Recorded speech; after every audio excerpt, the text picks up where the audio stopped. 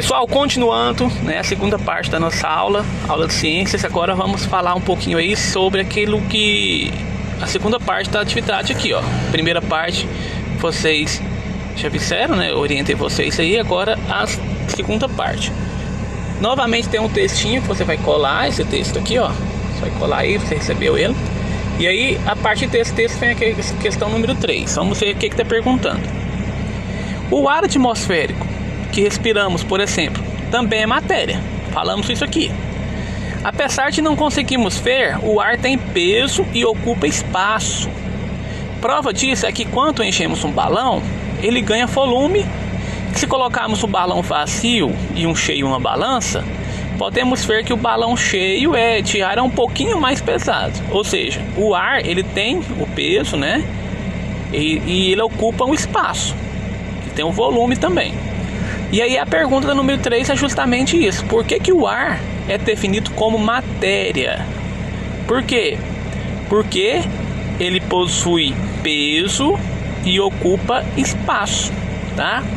Então só se você colocar isso aí fica certo, porque ele possui peso e ocupa espaço.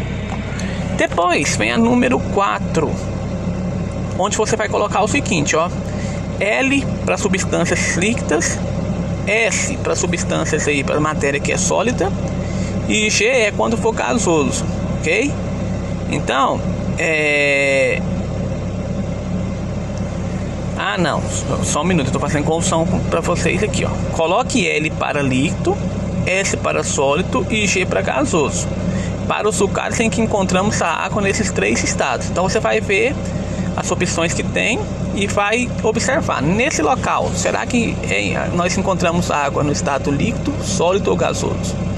E aí você vai colocar de acordo com o estado, né, que a água é encontrada nesses locais.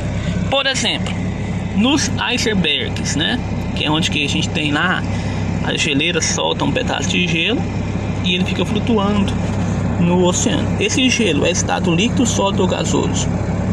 Sólido, né? Então vem aqui e coloca S, ó. Depois, rios, lagos, mares e oceanos. Isso aqui é o que? A gente encontra água lá no estado sólido, líquido ou gasoso? Líquido, né? Depois aqui, ó, lá na atmosfera, quando a gente falou aqui de umidade, né, do ar, vapores de água. Então na atmosfera a gente encontra a água no estado gasoso, não é isso? São vapores de água. E lençóis subterrâneos, debaixo da terra. Tem água debaixo da terra, professor? Tem os lençóis subterrâneos, né?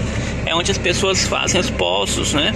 Furam cisternas. Então isso aqui debaixo da terra, lençóis subterrâneos, a água no estado líquido, né? Debaixo da terra é no estado líquido, ok? Continuando, propriedades da matéria. Vamos ver agora as propriedades da matéria. Quais são elas?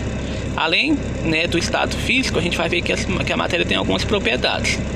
Há 2 tipos de propriedades da matéria. Aquelas que dizem respeito a... agora aqui, ó, essa parte aqui você vai colar, tá? Também, ó, esse textinho aqui.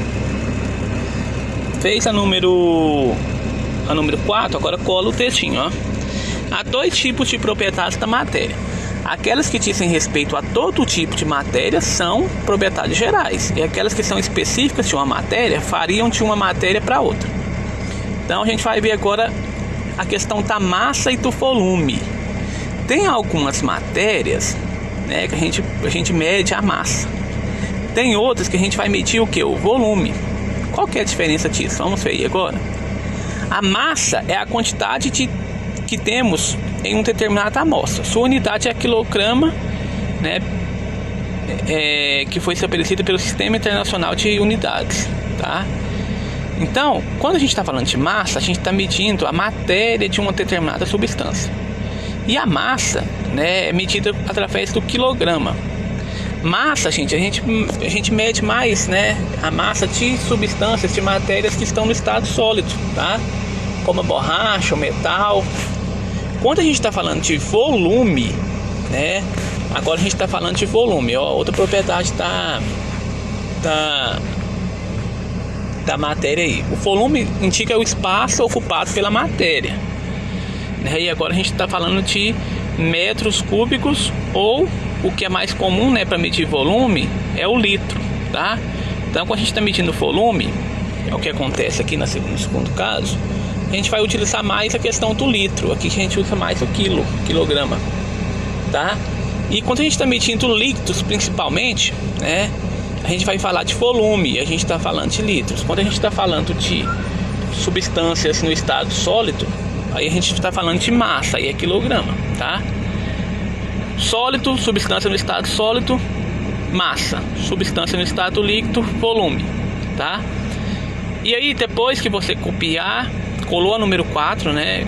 Copiou a número 4, colou esse textinho aí. Aí copia a número 5. Nessa número 5 eu acho que já vem junto com o papelzinho aí também. Não precisa nem de copiar ela não. Só para responder. Escreva abaixo da figura o que está sendo medido. Se é massa ou se é volume. Se for sólido, é massa. Se for líquido, volume, tá? Então é o seguinte, ó. Aqui é massa. Porque tá medindo o urso, né, que é sólido. Aqui também é massa? E aqui é volume, porque tá medindo um líquido, tá? Então é só você escrever aí depois. E aí, pessoal, qualquer dúvida estou à disposição de vocês, tá bom? Vamos para nossa aula de hoje.